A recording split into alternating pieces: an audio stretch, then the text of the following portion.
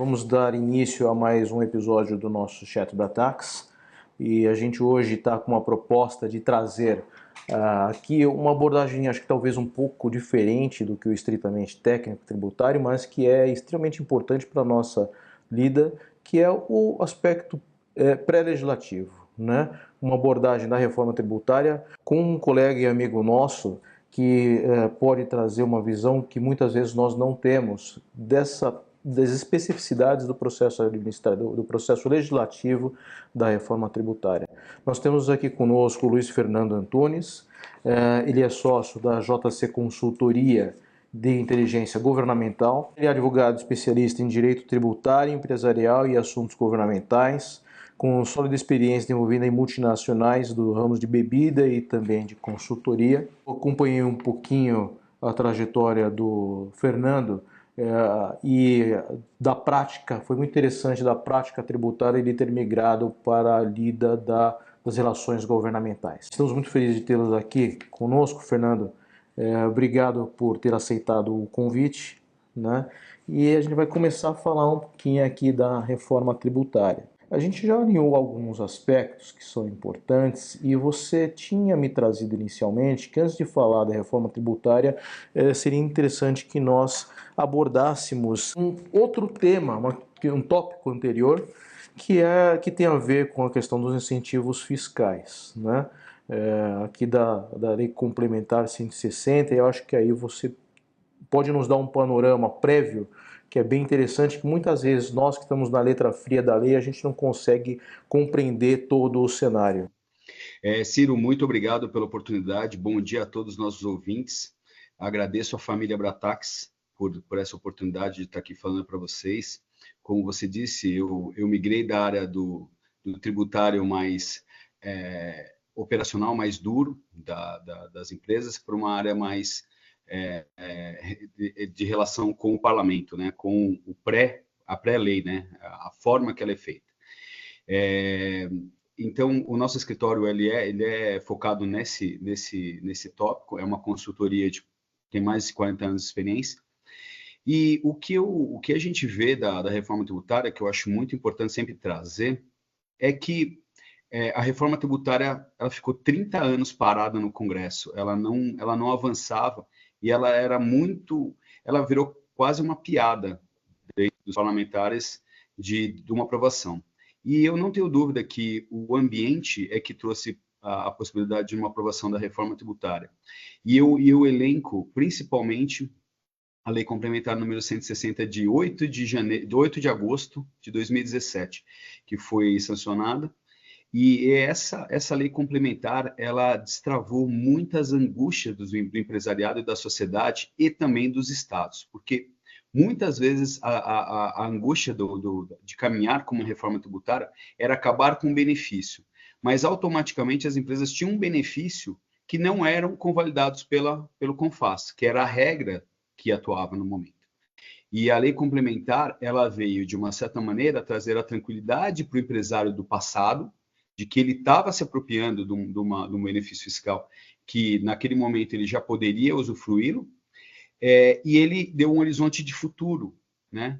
Porque a lei complementar escalonou várias categorias e a máxima desse escalonamento foi 15 anos, que era para o setor de indústrias, agronegócio, entre outros. E, justamente, quando ele colocou esse limite superior, que ele termina em 2032, ele deu o amparo para a tranquilidade do empresariado para que ele gerisse seus próprios negócios com garantias, com segurança jurídica. E eu acho que esse foi um grande mote. Em compensação, os estados que também tinham dúvidas sobre a sua convalidação dos seus benefícios fiscais, com a lei complementar número 160, ele ganhou aquele respiro. E hoje, naquele momento e até hoje, o que mais os estados têm é um endividamento muito grande com a União. E esse endividamento também fez com que, de uma certa maneira, os próprios estados tivessem a tranquilidade de você migrar para um fundo de compensação, que é o que hoje faz a Lei Complementar 108, que é paralela a 68, que tá hoje, a 108 está na Câmara ainda, votando destaques, e a 68 já está em Senado. Então, eu acho que esses dois marcos foram muito importantes. O marco da Lei Complementar muito importante para o ambiente, o que trouxe naquele momento, lá em 2019, uma primeira aprovação de uma reforma tributária que veio de alguns primórdios de grandes estudiosos sobre o tema, como Luiz Carlos Raul, o próprio deputado Baleia Rossi, que foi na época o autor desse projeto, votou na CCJ e ali teve um desgaste muito forte dentro de algum ponto. Mas ali ficava nítido duas coisas, que o que a sociedade queria era segurança jurídica e que você tivesse uma transparência e, principalmente, a neutralidade, que você não tivesse um aumento da carga tributária. Então, acho que foram esses dois pontos que hoje embasaram o passado da reforma tributária e esse ambiente que nos trouxe, em 2023, na aprovação da Lei Complementar 134, né, da Emenda Constitucional 132, que trouxe a reforma tributária. A questão da lei complementar 160 e as subvenções renderia outro bate-papo, né? Que é uma Muito conversa mais. que não termina. Mas, fora os bastidores daquela aprovação. Mas acho que a gente chega no ponto, então, em que a gente tem dois projetos de lei e um deles mais avançado, que é o 68. Se você pudesse, só para a gente, Fernando, por gentileza, pincelar o que deveria ter sido o processo legislativo e o que, na verdade, foi, pelo menos até agora, a tramitação do PL 68, que é o que está mais adiantado. O PL 68, ele, com a aprovação da Emenda Constitucional 132, o PL 68 ele veio convalidar alguns preceitos que a reforma tributária, que a própria Emenda Constitucional 132 trouxe, que foi principalmente a neutralidade, a equidade, a simplificação, que esse é um tema onde que era muito caro para dentro dos motes da reforma tributária, as novas tecnologias, né, de contabilização, emissão de nota fiscal, pagamentos, o PIX é a grande realidade, a grande coqueluche hoje de pagamentos, e, por fim, a transparência. Eu acho que a Lei Complementar 68, ela trouxe esse arcabouço de realidade e esses fundamentos. Né? A tramitação do projeto de lei complementar 68, ele se iniciou na Câmara com a proposta que veio do Executivo, uma proposta muito ancorada no diálogo e em vários pontos de reuniões que foram feitas com as equipes da Fazenda e a Secretaria Especial de Reforma Tributária. O ponto dessa regulamentação, ela teve pontos altos dentro da Câmara, com criação de grupos de trabalho, audiências públicas, onde tiveram debates calorosos, onde a sociedade civil pôde colocar todos os argumentos, mas ela criou um rito ali, um rito muito especial, onde você, dentro desses grupos de trabalho, de lá já foi feito uma votação já na própria CCJ, do grupo de trabalho, para a CCJ e depois direto para plenário. O ponto da sociedade civil, da discussão, ocorreu durante esse processo das audiências públicas, né? Mas em si o texto foi formado e foi embasado dentro desse grupo de trabalho e votado antes da metade do mês de julho de 2024, né? Onde que ele foi votado e aprovado e atualmente está na Câmara. Está no Senado, me desculpa, está no Senado Federal. No Senado Federal, ele hoje passa por um processo dentro de audiências públicas dentro da CAE, da Comissão de Assuntos Econômicos, né, sob a liderança do senador Alci Lucas, e ele está em fase de audiências públicas, né, mas muitas emendas já foram apresentadas. A última vez que eu olhei, tinham sido apresentadas 1.176 emendas ao PLP. São 1.176 emendas a um projeto de lei complementar. Isso daí, Solano, eu acho que é um caso à parte para a gente vir a comentar. Isso demonstra a insegurança da sociedade e do empresariado hoje em ter numa lei complementar algumas regras que deveriam ser tratadas via lei ordinária. Por que isso? A gente vê que, durante os anos, houve um deterioramento do conceito das medidas provisórias. A banalização da medida provisória e o instrumento da medida provisória vindo do Executivo, gerando leis ordinárias, isso trouxe pouca confiabilidade para a sociedade e para as empresas. Então, hoje, existe uma corrida frenética para colocar alguns parâmetros que deveriam ser feitos através de lei ordinária, até mesmo das alíquotas, né? Você colocando limitações, reduções, já na própria lei complementar, né? A lei complementar devia ser a base da legislação diante da Constituição, que é o geral, e ela seria a base, mas hoje ela já vai muito mais, a lei complementar já está muito detalhada, e essa corrida pela sociedade, na minha visão, é pela fragilização própria da medida provisória, que sempre foi, durante os últimos anos, foi utilizada de forma abundante dentro do parlamento. Uhum. Mas hoje o processo legislativo que hoje estão parando o projeto de lei complementar, ele está com um requerimento de urgência, o projeto de lei complementar, mas por reiteradas vezes o presidente do Senado Federal, Rodrigo Pacheco, já se manifestou da retirada dessa urgência. A urgência teria como objetivo que o projeto de lei ele tramitasse no Senado e, ao retornar para a Câmara com as mudanças, ele poderia ser votado ainda no ano de 2024, né?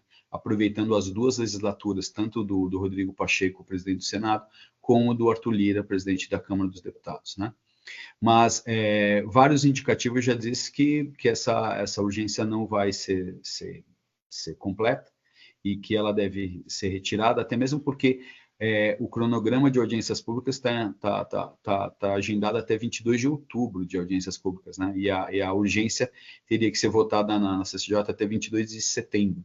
Então, quer dizer, tem uma incongruência e a urgência provavelmente ela já tem todos os indicativos de cair. Em relação à relatoria, também está aguardando a relatoria, o projeto de lei complementar 68, mas todo mundo aqui no Congresso já coloca o senador Eduardo Braga como relator da regulamentação, haja vista que ele foi o relator da emenda constitucional 132. Né? A gente já percebe, porque isso, acho que você tocou num ponto interessante, porque o que eu percebi é que houve uma dissonância entre a rapidez com que o projeto tramitou na Câmara, né? E quando chegou no Senado, parece que teve um freio de arrumação, né? Aquela série de arrumação. E, de repente, lendo nos jornais, vejo um senador que ainda não tinha sido oficialmente designado como relator, mas ele já aparece atuando como se fosse, né? É natural que eu seja, porque foi o relator da emenda 132 também, né? Esse aspecto que você menciona da fragilização da medida provisória e como um incentivo a que a sociedade busque uma regulamentação maior na lei complementar, então é o que está fazendo com que nós tenhamos um projeto de lei complementar, quase um regulamento, ou seja, tem vários detalhes lá que nós na prática não enfrentaríamos de uma forma normal, talvez estivesse na lei ordinária, né? Então, e aí a gente vê, e você mencionou um ponto interessante, que acho que já adiantando, que é a questão do cronograma, né? A gente tem aí tanto agendas, digamos assim, oficiais, né? A gente vai ter aí as eleições já na virada do mês, meados de setembro, outubro, dia 6, o dia das votações, em primeiro turno. E a gente sabe que essas eleições municipais são um termômetro, como a gente vê, para o que talvez possa acontecer em 2026. O que isso esvazia a pressão e urgência no trâmite do projeto no Senado, que é onde está hoje, né? E além disso, e paralelamente a isso, temos a questão da sucessão nas casas, né? Então, me parece assim tudo um imbróglio que talvez você consiga visualizar de uma forma mais fácil do que a gente que está aqui, no caso em São Paulo, vendo, opa, o que será que está acontecendo lá em Brasília, mas você consegue talvez ligar um pouquinho mais claramente os pontos para que a gente possa entender melhor. Sim. Justamente, eu acho que o grande ponto hoje que traz uma inércia dentro da casa do Senado Federal é justamente a eleição municipal. Hoje você tem a eleição municipal como o grande balizador hoje dos alicerces das eleições em âmbito federal e estadual. Então, a base municipal ela é muito importante para quem atua aqui no Congresso Nacional e propriamente para o governo federal. Então, muito dos parlamentares hoje têm uma preocupação imensa sobre essa base e da formação dessa base. E não tenho dúvida que ela que está afetando essa inércia agora, atualmente, dentro do Senado, né? Até eu acho que o assodadado que foi feito na Câmara dos Deputados, ao final de julho, na metade de julho, melhor dizendo, ela se decorreu por causa da previsão de eleições municipais nesse segundo semestre.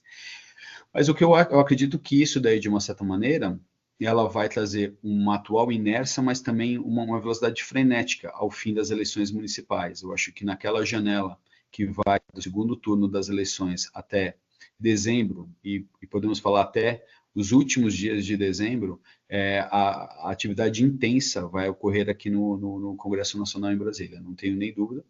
E todas essas discussões e parametrizações, e principalmente as emendas apresentadas, e todas as articulações para que o texto seja alterado ou mantido pela sociedade civil, já estão ocorrendo já durante esse segundo semestre e vão se intensificar a partir depois das eleições, sem dúvida.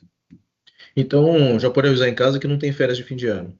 Não tem férias de fim de ano, com certeza não tem férias de fim de ano. Mas o que eu acho promissor é que, de uma certa maneira, ainda há tempo das empresas ou das associações, né? Principalmente isso que é interessante falar. O projeto de lei complementar, por mais que ele tenha muito interesse das empresas, hoje os parlamentares e próprio governo federal, dentro do Ministério da Saúde, da Fazenda, tem trabalhado muito a questão de recebimento das associações, dos pleitos das associações que congregam setores de classe. Eu acho que o projeto de lei hoje, ele é o de lei complementar, ele é um grande guarda-chuva, tem temas que afetam empresas, propriamente dito, mas não tenho dúvida que as leis ordinárias, num futuro próximo, ela será muito mais a discussão das empresas dentro de alíquotas, dentro de faixas e outras questões que vão ser colocadas dentro da lei complementar, que haverão diversas leis ordinárias versando, às vezes, sobre o mesmo tema, apresentado por diversos parlamentares. Uma pequena amostra de tudo isso foi que antes da apresentação da lei complementar 68, apresentada pelo governo federal, várias outras leis complementares, mais fatiadas, vamos dizer assim, foram apresentadas para os frentes parlamentares e começaram a tramitar na Câmara, independente do texto do governo. Ao chegar o texto do governo, ele abarcou todas. A sistemática da lei ordinária não garante isso, não garante que vai ter uma lei ordinária vindo compilada ou do governo federal com todo mundo. Pode ser que hajam leis ordinárias mais dispersas e discussões bem mais dentro de comissões já bem adiantadas. Quer dizer que, então, apesar de apertado nesse semestre, hein, nós temos aí eventualmente 4 meses ou 3 meses úteis até o fim do ano, mesmo assim a gente tem algum espaço para poder pensar e propor alguma mudança, algum texto que atenda ao interesse de uma empresa ou setor especificamente, né? Sim. Eu acho que, Ciro, o ponto mais crucial é a própria eleição das duas casas legislativas, né? O mandato tanto do Rodrigo Pacheco como do Arthur Lira terminam em fevereiro de 2024, em 2025, melhor dizendo. Então, eles têm praticamente 24 para fazer qualquer coisa que eles tenham. No entanto, se o próprio parlamento, se os próprios pares não veem mais no líder uma força política, né, provavelmente as coisas meio que se dispersam. Então, a probabilidade de não haver votação ou finalizar o processo da lei complementar 68 fica grande. Mas se houver uma reunião, uma conjunção dentro tanto do Rodrigo Pacheco como do Arthur Lira, né? Principalmente mais do Arthur Lira, que é a casa revisora, né?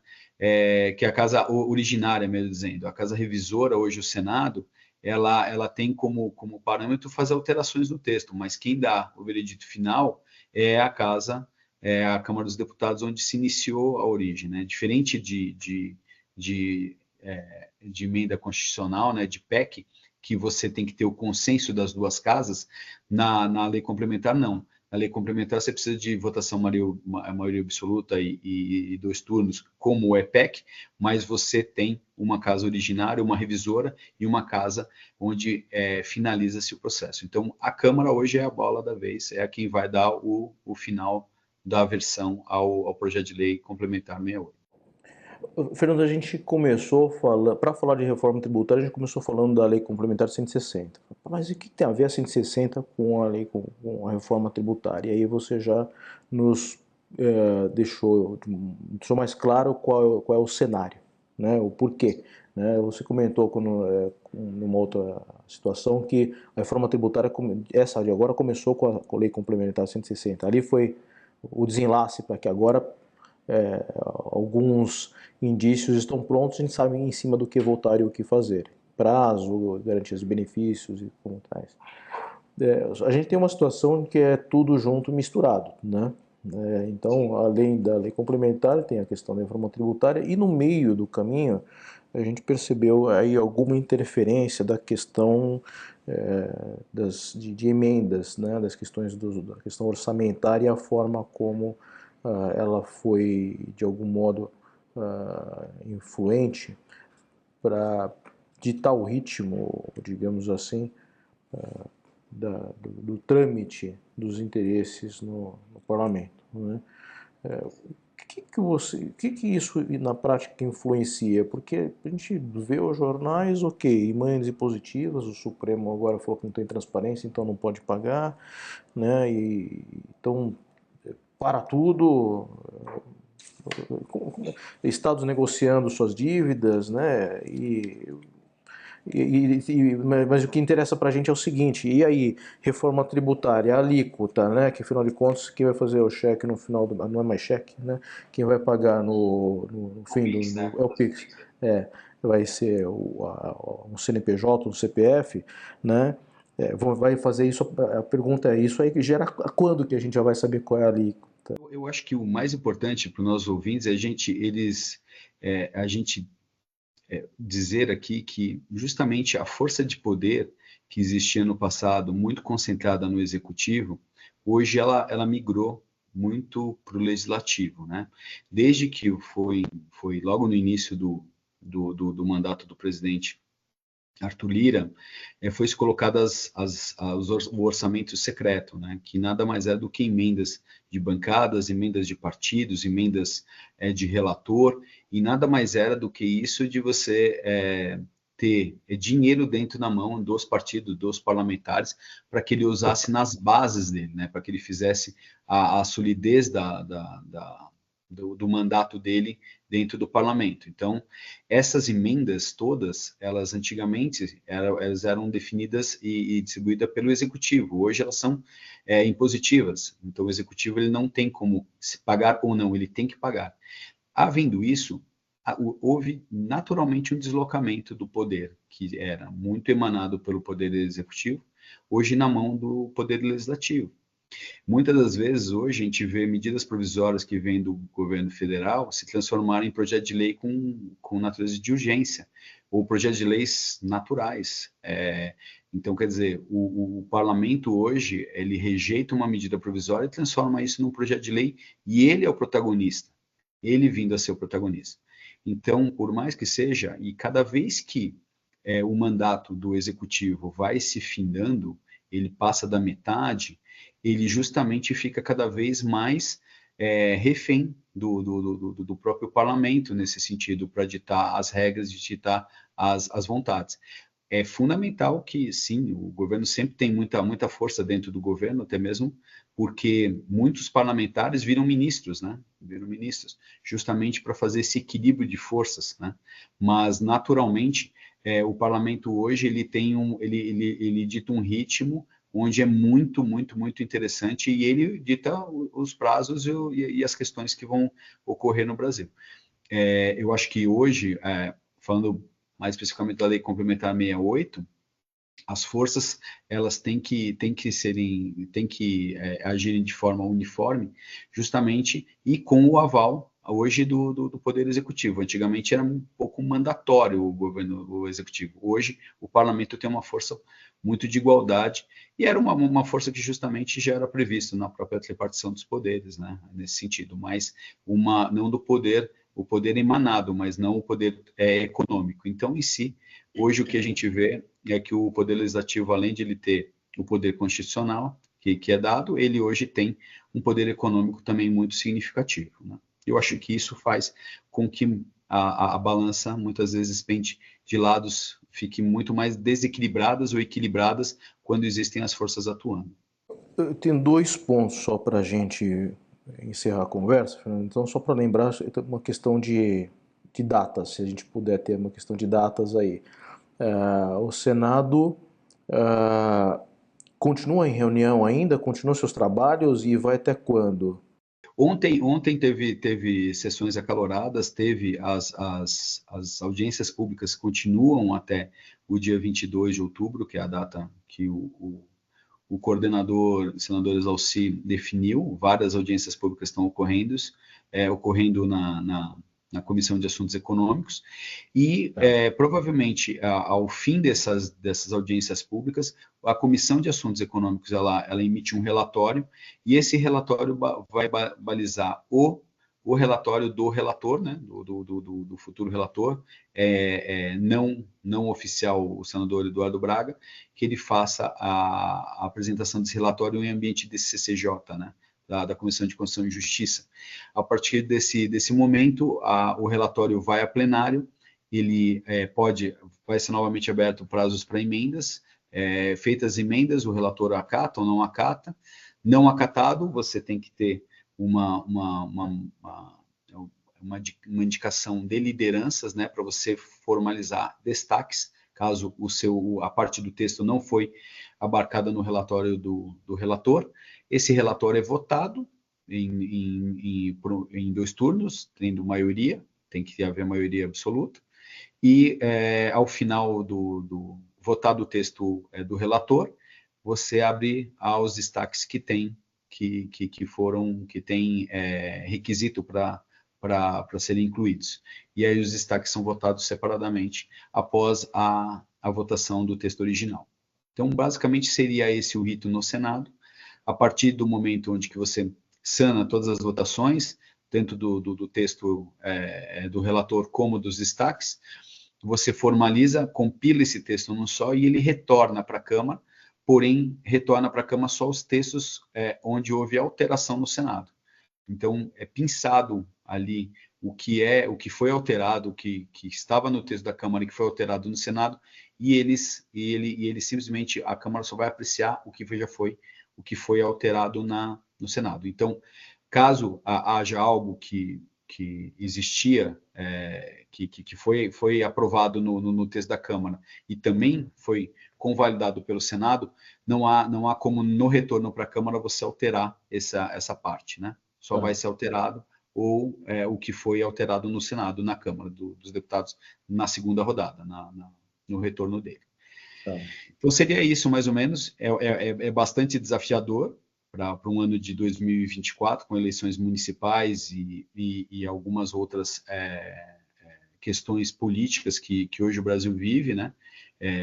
Tem outras questões, como autonomia de Banco Central, que está sendo discutida, tem essas questões hoje em torno do STF, e que isso daí, de uma certa maneira, mobilizam os poderes políticos aqui no Legislativo.